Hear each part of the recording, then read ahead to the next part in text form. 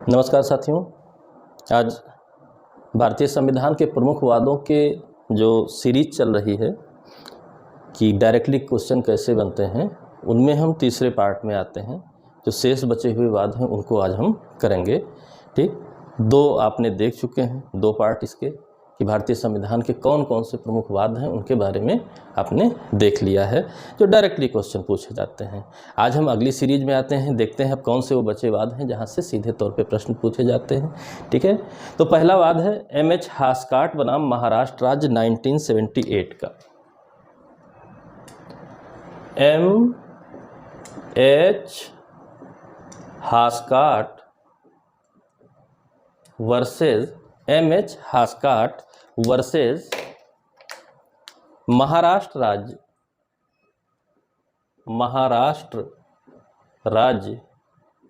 1978 का। ठीक, अब इसमें क्या प्रश्न पूछा जाता है? बहुत सीधा सा प्रश्न पूछा जाता है, कोई भी तर्क वितर्क से जुड़ा हुआ कोई भी मामला नहीं, बस एक लाइन में पूछा जाएगा। निःशुल्क विधिक सहायता किससे रिलेटेड है? निःशुल्क विधिक सहायता, यानी कि कोई गरीब हो, सक्षम ना हो, तो उसे भी न्याय पाने का अधिकार है, तो राज्य की ओर से निःशुल्क विधिक सहायता उपलब्ध कराई जानी चाहिए, इसी से रिलेटेड है। अगला है सुनील बत्रा बनाम दिल्ली प्रशासन 1978। सुनील बत्रा वर्सेस दिल्ली प्रशासन 1978। ठीक, सुनील बत्रा के बाद में क्या कहा गया? बहुत सीधी सी बात यहां पर भी कही गई, उसको आपको जानना है। एकांत कारावास के विरुद्ध बंदी का मूल अधिकार होता है। एकांत कारावास के विरुद्ध बंदी का मूल अधिकार होता है। ठीक है, एकांत कारावास के विरुद्ध, इससे संबंधित नियम आपके भारतीय दंड संहिता में दिए गए हैं कि एकांत कारावास कितना हो सकता है, किन मामलों में हो सकता है। कठोर कारावासों की एक श्रेणी में आता है, अधिकतम 3 माह तक दिया जा सकता है, तो उसके विरुद्ध मूल अधिकार है, उससे ज़्यादा नहीं दिया जा सकता है, उसमें भी मानवीयता को बनाए रखा जाएगा, ऐसी बातें कही गई। एकांत कारावास के विरुद्ध मूल अधिकार प्राप्त है। सुनील बत्रा बनाम दिल्ली प्रशासन 1978। अगला मोस्ट इंपॉर्टेंट क्वेश्चन है हुस्न आरा खातून बनाम बिहार राज्य 1979। अगला मोस्ट इंपॉर्टेंट है हुस्न आरा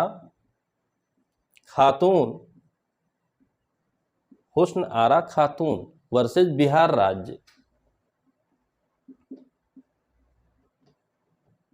1979 का वाद है।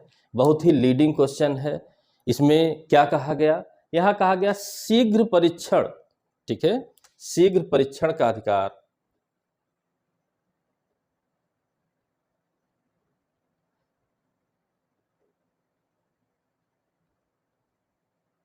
ठीक है, परीक्षण यानी ट्रायल, न्यायालय में जो ट्रायल होता है उसके संबंध में बताया गया कि जल्द से जल्द हो ताकि न्याय किया जा सके।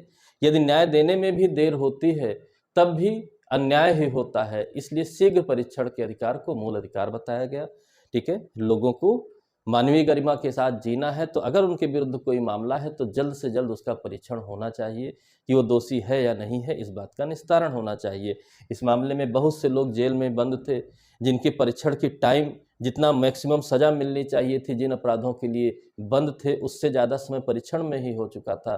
तो इस वाद में यह निर्णय दिए जाने के बाद बहुत से कैदी जिनके ट्रायल ही चालू थे और वो अपने अपराध की सजा से ज़्यादा समय जेल में भुगत चुके थे, उनको छोड़ दिया गया। और तब से ये एक मूल अधिकार के रूप में बहुत ध्यान दिया जा रहा है इस पर कि ऐसा ना होने पाए, अन्याय ना होने पाए। ठीक है, परमानंद कटारा बनाम भारत संघ 1989 का वाद है। परमानंद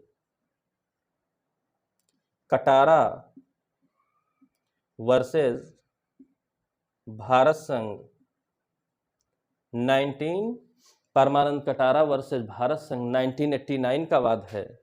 यह भी मोस्ट इंपॉर्टेंट वादों में आता है। इसमें भी एक मूल अधिकार की घोषणा की गई।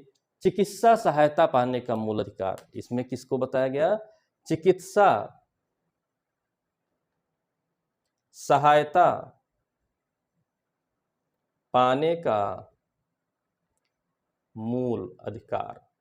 ठीक है, चिकित्सा सहायता पाना ये आपका मूल अधिकार है। सरकार की जिम्मेदारी है कि आपको, यदि आप गरीब हैं तो निःशुल्क चिकित्सा की व्यवस्था पर करें।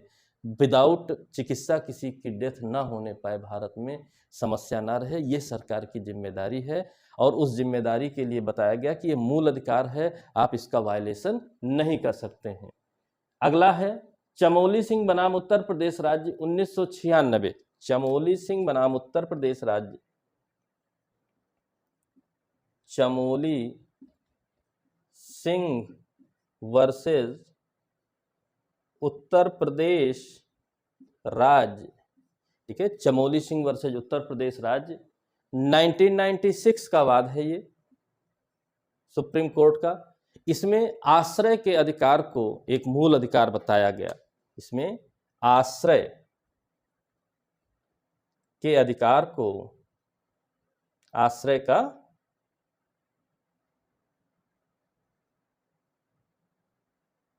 अधिकार मूल अधिकार के रूप में घोषित किया गया। राइट टू शेल्टर ये मूल अधिकार है।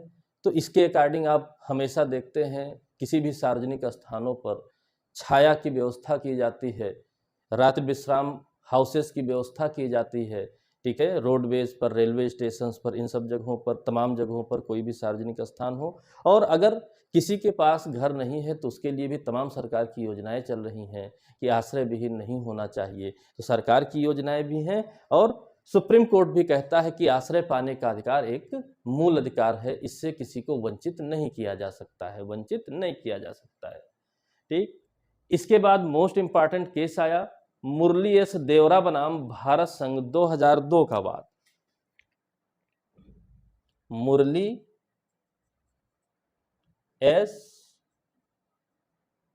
देवरा वर्सेस भारत संघ। मुरली एस देवरा वर्सेस भारत संघ बहुत ही लीडिंग केसों में से है, 2002 में आया। इसमें एक बहुत विशेष बात कही गई, सरकार के ऊपर जिम्मेदारी नहीं थोपी गई बल्कि लोगों को ही बताया गया कि लोग तो जागरूक नहीं है, तो सरकार की जिम्मेदारी है उन्हें जागरूक भी बनाए और साथ ही साथ अगर कोई गलती करता है तो उसे दंडित भी करे। और इसके आधार पर बताया गया सार्वजनिक स्थानों पर धूम्रपान निषेध। सार्वजनिक स्थानों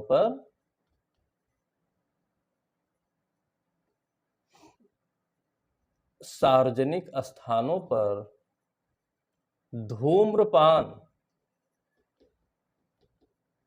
निषेध, यानी कहने का अर्थ यह है कि किसी भी सार्वजनिक स्थान पर कोई धूम्रपान ना करे। वो अपने स्वास्थ्य को तो डिस्टर्ब करता ही करता है, साथ ही साथ बहुत से लोगों के स्वास्थ्य के साथ भी खिलवाड़ करता है, इसलिए ऐसी बातों को रोकना चाहिए। सार्वजनिक स्थानों पर धूम्रपान निषेध कर दिया। अब कोई भी सार्वजनिक स्थानों पर धूम्रपान नहीं कर सकता है, अगर करेगा तो विधि के अनुसार दंडित किया जाता है। उसके अकॉर्डिंग उसके लिए लेजिस्लेचर ने भी विधि बना दी और आज की डेट में अब कोई भी सार्वजनिक स्थानों पर धूम्रपान करने से प्रोहिबिटेड होता है, उस पर रोक लगाई गई होती है। मोस्ट इंपॉर्टेंट केस है स्वस्थ जीवन जीने का केस। जो स्वस्थ जीवन हमें जीना है उसमें बहुत तरीके के हस्तक्षेप हो सकते हैं, तो उसके अकॉर्डिंग ये केस मोस्ट इंपॉर्टेंट बनता है। कई बार प्रश्न भी आया हुआ है, फिर से आएगा, इसको ध्यान में रखिएगा। सार्वजनिक स्थानों पर धूम्रपान निषेध। अगले वाद की ओर चलते हैं। अगला वाद कई बार आया हुआ है, निबंध लिखते समय भी काम लगता है, मेंस के आंसर लिखते समय भी काम लगता है। सामान्य वुमन एम्पावरमेंट से रिलेटेड किसी भी बात को अगर हम कर रहे हैं तो वो काम लगता है। तो क्या है, कैसे है, उसको हम जानते हैं। विशाखा बनाम राजस्थान राज्य 1998 का वाद है। विशाखा वर्सेज राजस्थान राज्य, विशाखा वर्सेज राजस्थान राज्य 1997 का वाद है। इसमें क्या कहा गया, यहाँ पर बहुत इंपॉर्टेंट लीडिंग बात आई वुमेन एम्पावरमेंट के लिए। कार्यस्थल पर महिलाओं की यौन सुरक्षा, यौन उत्पीड़न से सुरक्षा, यानी कि जहां पर वर्किंग वुमेन्स हैं वहां पर उनके यौन उत्पीड़न संबंधी कोई ऐसी घटना नहीं होनी चाहिए, उन्हें सुरक्षा दी जाएगी, ये उनका मूल अधिकार है। और इस केस ने भारत में वुमेन एम्पावरमेंट को एक नई दिशा दी। डे नाइट किसी भी समय अगर कोई महिलाएं वर्किंग हैं तो नियोजक की जिम्मेदारी बना दी गई कि आपकी जिम्मेदारी है उसके यौन उत्पीड़न से संरक्षा करने की। यदि आप ऐसा करने में फेल होते हैं तो आपके विरुद्ध कार्रवाई की जाएगी। ये मोस्ट इंपॉर्टेंट रहा। फिर आता है डीके बसु बनाम पश्चिम बंगाल राज्य 1997। डी के बसु वर्सेज पश्चिम बंगाल राज्य। डीके बसु का केस बहुत ही ज़्यादा इम्पॉर्टेंट है ला क्षेत्र के लिए, सामान्य जानकारी के लिए, सभी के लिए। 1997 इसमें क्या बात कही गई, इसमें क्या बात कही गई डीके बसु में? यहाँ कहा गया हथकड़ी लगाने के विरुद्ध संरक्षण, हथकड़ी लगाने के विरुद्ध संरक्षण है। यानी कि किसी भी व्यक्ति को यदि गिरफ्तार किया जा रहा है, यदि आवश्यक ना हो, उचित कारण ना हो, तो हथकड़ी लगाकर गिरफ्तार नहीं किया जाएगा। सामान्य तौर पर उसके शरीर को भी नहीं छुआ जाएगा यदि वो साथ आने को तैयार है। हथकड़ी लगाना तो दूर की बात है, उतना ही बल का प्रयोग किया जाएगा जितना निकल भागने से रोकने के लिए पर्याप्त है। और अगर कोई निकल कर भागने की संभावना नहीं है तो आप हथकड़ी नहीं लगा सकते हैं। हथकड़ी लगाने के विरुद्ध आपका मूल अधिकार है। यदि आप समर्पण कर रहे हैं, साथ चलने को तैयार हैं, तो आपको हथकड़ी नहीं लगाई जा सकती है। इस बात को ध्यान रखिएगा। डीके बसु बनाम पश्चिम बंगाल राज्य 1997 में कहा गया। जगमोहन सिंह बनाम उत्तर प्रदेश राज्य। जगमोहन सिंह वर्सेस उत्तर प्रदेश राज्य। जगमोहन सिंह के बाद में क्या कहा गया, यह भी बहुत इंपॉर्टेंट है, 1973 का है। जगमोहन सिंह बनाम उत्तर प्रदेश राज्य में कहा गया कि मृत्युदंड संवैधानिक है। भारत में या विश्व में बहुत जगहों पर चर्चा होती है मृत्युदंड की स्थिति पर, वो एक अलग टॉपिक है, बाद में देखेंगे। लेकिन भारत में क्या माना गया, मृत्युदंड संवैधानिक है, यानी भारत में मृत्युदंड दिया जा सकता है, इस बात की चर्चा की गई। फिर इसके बाद आता है बच्चन सिंह बनाम पंजाब राज्य 1980 में। मृत्युदंड से ही संबंधित यह भी है, बच्चन सिंह वर्सेस पंजाब राज्य, ठीक है। 1980 में यह वाद आया, यह भी मृत्युदंड से संबंधित है। और इसी मामले में कहा गया विरलतम में विरल मामलों में ही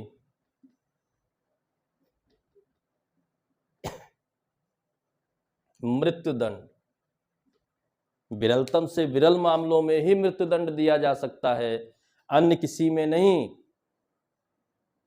ऐसे मामले जो विरलतम हो, यानी कोई किसी की हत्या कर रहा है, हत्या के लिए 2 सजाएं हैं, हत्या के लिए 2 सजाएं हैं, ठीक, आजीवन कारावास या मृत्युदंड। और मृत्युदंड तभी सामान्य सजा, आजीवन कारावास, मृत्युदंड तभी दिया जाएगा जब मामला विरलतम में भी विरलतम हो, इस प्रकार की हिंसा की गई हो, इस प्रकार का व्यवहार किया गया हो, इस प्रकार से उसकी मृत्यु कारित की गई हो कि देखने से ही रूह कांप जाए। ऐसे मामलों में बिल्कुल से हिंसात्मक रूप में हर एक ओर से ऐसा लगे कि जिसने भी यह अपराध किया है उसे इस समाज में रहने लायक नहीं है, ऐसी कंडीशन में अगर कोई मृत्यु होती है तो विरलतम मामला माना जाएगा, उसमें ही मृत्युदंड दिया जाएगा। सामान्य तौर पर आजीवन कारावास की सजा दी जाती है विरलतम से विरलतम मामले में। दीना बनाम भारत संघ 1983 में आता है। दीना वर्सेस भारत संघ 1983 में आता है। इसमें भी मृत्युदंड से संबंधित चर्चा होती है और फांसी लगाने पर, फांसी लगाकर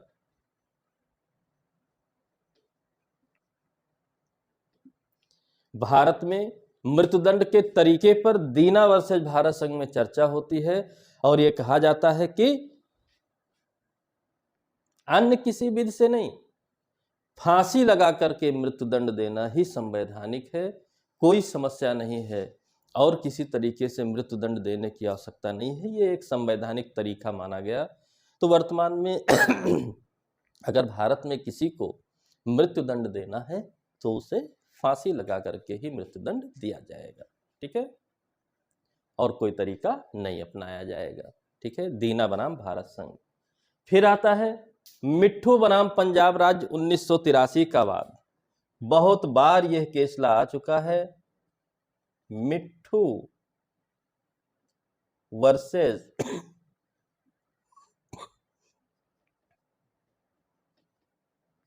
पंजाब राज्य 1983 में यह वाद आता है। यहां पर एक धारा है आईपीसी की, उसे चैलेंज किया गया। 303 आईपीसी, इसी को चैलेंज किया गया। धारा 303 आईपीसी में सिर्फ और सिर्फ मृत्युदंड की सजा की व्यवस्था थी। यदि कोई अपराधी जो आजीवन कारावास की सजा काट रहा हो और उस सजा के दौरान अगर किसी की हत्या कर देता है तो सिर्फ उसे मृत्युदंड दिया जाएगा, यह सोच करके लिखा था कि पहले से ही आजीवन कारावास, लेकिन उसे असंवैधानिक माना गया, संविधान के विरुद्ध माना गया। नया किया गया अपराध नए सिरे से विचारण होगा, पूर्व की उसकी दोष सिद्धि सुसंगत नहीं होगी, इसलिए सिर्फ और सिर्फ मृत्युदंड की बात कहना संविधान के विरुद्ध है। और यहां पर कहा गया सिर्फ मृत्युदंड। इस धारा में क्या था? सिर्फ मृत्युदंड की सजा असंवैधानिक है।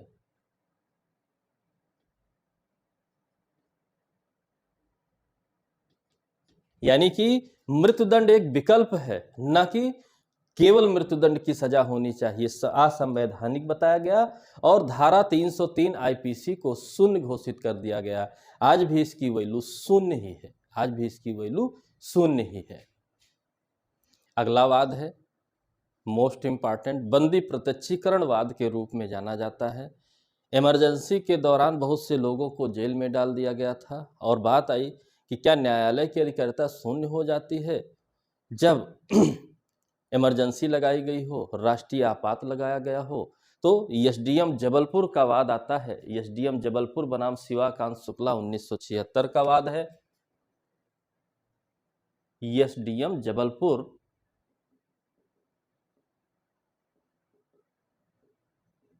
वर्सेज शिवाकांत शुक्ल का 1976 का वाद है। इस वाद में को बंदी प्रत्यक्षीकरण का वाद कहते हैं। यानी कि इस वाद में इस बात को चैलेंज किया गया कि क्या राष्ट्रीय आपात के दौरान अगर किन्हीं को बंदी बनाया जाता है तो क्या न्यायालय में प्रश्नगत नहीं किया जा सकता है? यदि अवैध तरीके से बंदी बनाया जा रहा है तो अधिकार संरक्षित किया गया, घोषित किया गया कि अवैध तरीके से यदि बंदी बनाया जा रहा है तो उसके विरुद्ध बंदी प्रत्यक्षीकरण की रिट लाने का अधिकार होगा और इसी वजह से इस वाद को बंदी प्रत्यक्षीकरणवाद के रूप में जाना जाता है। एसडीएम जबलपुर बनाम शिवाकांत शुक्ला। अगला आता है मोस्ट इंपॉर्टेंट, सैकड़ों बार प्रश्न आया है, एसआर बोम्मई बनाम भारत संघ 1994। S R Bommai versus Bharat संघ 1994 का वाद आता है। यह वाद लीडिंग वादों में सबसे इंपॉर्टेंट वादों में है, ठीक, और आधारभूत ढांचे के सिद्धांतों में सबसे इंपॉर्टेंट वाद है, जहां कहा गया पंथ निरपेक्षता संविधान का आधारभूत ढांचा है। पंथ निरपेक्षता संविधान का आधारभूत ढांचा है। बेसिक स्ट्रक्चर माना गया सेकुलरिज्म को। इस वजह से ये सबसे इंपॉर्टेंट केसों में है और लगातार पूछा भी जाता है, उस रूप में भी सबसे इंपॉर्टेंट वाद में आता है, बेसिक स्ट्रक्चर के एक्सप्लेनेशन के रूप में। अगला वाद है MC मेहता बनाम भारत संघ 1987 का। MC मेहता वर्सेस भारत संघ 1987 का।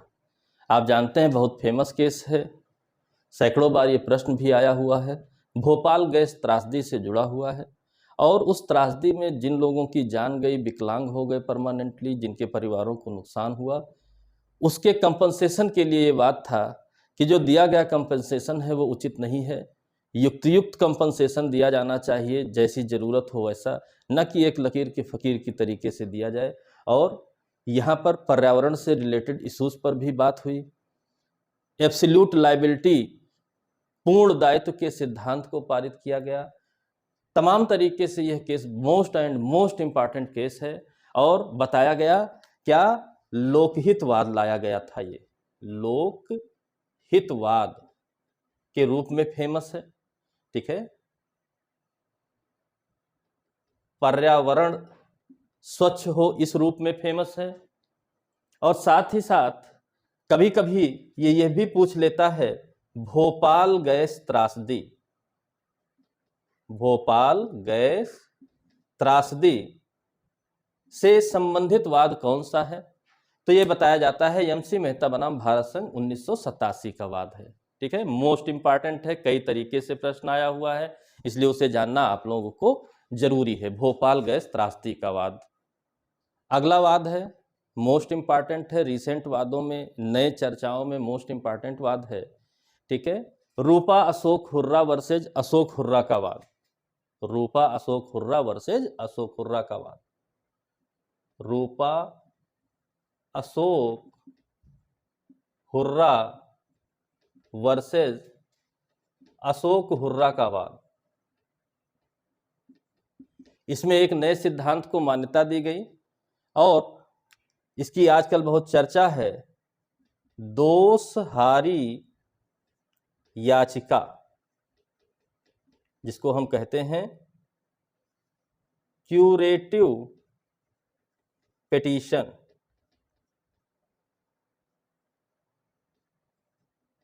Curative petition.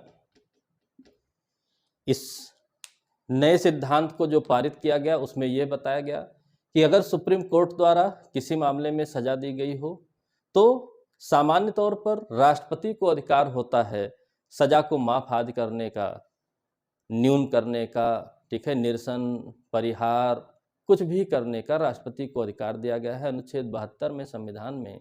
लेकिन एक नया सिद्धांत पारित किया गया सुप्रीम कोर्ट द्वारा, रूपा अशोक हुर्रा बनाम अशोक हुर्रा के वाद में 2002 में यह वाद हुआ था या इसका रिजल्ट आया था। और इसमें बताया गया कि न्यायालय भी परिस्थितियों को देखते हुए दोष को हर सकती है क्यूरेटिव पिटीशन के रूप में, और वर्तमान में एक चर्चित प्रमुख अवधारणाओं में से एक है, इसलिए मोस्ट इंपॉर्टेंट केस बनता है। अगला और फिलहाल के लिए अंतिम केस आपका है M नागराजन बनाम भारत संघ 2007 का वाद है। M नागराजन वर्सेस भारत संघ 2007 का वाद है और इसी में नए सिरे से पुनः एक बार फिर कहा गया, बहुत स्पष्ट शब्दों में कहा गया कि फंडामेंटल राइट्स, संविधान में संरक्षित मात्र हैं। दिए गए दान नहीं, दिए गए दान नहीं। ठीक, शुरुआत से इस बात की चर्चा चल रही थी कि फंडामेंटल राइट्स की संविधान में क्या वैल्यू है, ये किस प्रकार हमें प्राप्त हैं। तो बताया गया कि ये नेचुरल अधिकार हैं, प्रकृति ने हमें मानव होने के नाते दिए हैं। संविधान सिर्फ इन्हें संरक्षित करता है, दान हमें नहीं देता है। एम नागराजन बनाम भारत संघ 2007 का वाद मोस्ट इम्पॉर्टेंट वाद है, रिसेंटली चर्चा में भी है, आया हुआ भी है, पुनः आने की संभावना बहुत ज़्यादा है। इस बात को आप जरूर याद रखिएगा। एम नागराजन बनाम भारत संघ के बाद में इस बात को कहा गया है। ठीक, इसी के साथ ये जो सीरीज थी, सामान्य तौर पर अभी भी कुछ केस लाज बचे हुए हैं, वो आपको किसी नेक्स्ट सीरीज में किसी अन्य तरीके से दे दिए जाएंगे। अभी उद्देश्य मेन था कि एक प्रश्न आया हुआ था, जो कि पार्ट 1 में आपको वो प्रश्न भी मिलेगा कि बेसिक स्ट्रक्चर की थ्योरी कहाँ पर घोषित की गई थी केशवानंद भारती के बाद में, और कुछ ऑप्शन भी इंपॉर्टेंट केस लाज के थे, साथ में केशवानंद भारती भी था। उसमें आंसर सही था केशवानंद भारती। और उस प्रश्न की व्याख्या के रूप में हमने सिंगल लाइनर अगर किसी भी, जैसे बेसिक स्ट्रक्चर की थ्योरी कहाँ पारित हुई, केशवानंद भारती में, इस प्रकार के कोई भी चीज बंदी प्रत्यक्षीकरणवाद के रूप में किसे जाना जाता है, पंथ निरपेक्षता को आधारभूत ढांचा किस बाद में घोषित किया गया, इस टाइप के जो प्रश्न हमारे आते हैं उसके मैक्सिमम पोर्शन को हमने 3 पार्ट में 3 वीडियोज में किया, और ये उस सीरीज का अंतिम वीडियो था। अन्य कोई प्रश्न इस प्रकार आएगा तो अगर कोई बचे हुए केस भी हैं, कुछ और इंपॉर्टेंट केस भी हैं, उनको वहां पर आपको मिलेगा। और इस पार्ट को, ये पार्ट 3 के साथ प्रमुखवाद का जो चैप्टर है आपका वो समाप्त होता है। आगे के वीडियोस के लिए आप चैनल को सब्सक्राइब कीजिए, वीडियोस को लाइक कीजिए, शेयर कीजिए, ठीक है, और बेल आइकन को दबाना ना भूलिए, ताकि जब भी कोई नई अपडेट रहे तो आपको जल्द से जल्द प्राप्त हो, तत्काल प्राप्त हो सके। और इसी के साथ आप लोगों को धन्यवाद। अगले प्रश्न के लिए आप थोड़ा सा इंतजार करिए, अब कोई दूसरा प्रश्न होगा, उस प्रश्न को हम आगे बढ़ाएंगे। उस प्रश्न के माध्यम से हम उस टॉपिक की व्याख्या करेंगे जहां से लगातार प्रश्न आता है, और इसी प्रकार आपको प्रश्नों के अनुसार, उन प्रश्नों से रिलेटेड टॉपिक्स या ऑप्शन में छिपे हुए क्वेश्चनों के अनुसार जो अगले भविष्य के क्वेश्चन हो सकते हैं, उनकी हमारी आपकी चर्चा होती रहेगी, उनके संबंध में वीडियो आपको प्राप्त होते रहेंगे। इसलिए चैनल को सब्सक्राइब करके बेल आइकन दबाना आप लोग मत भूलिए। इसके साथ धन्यवाद।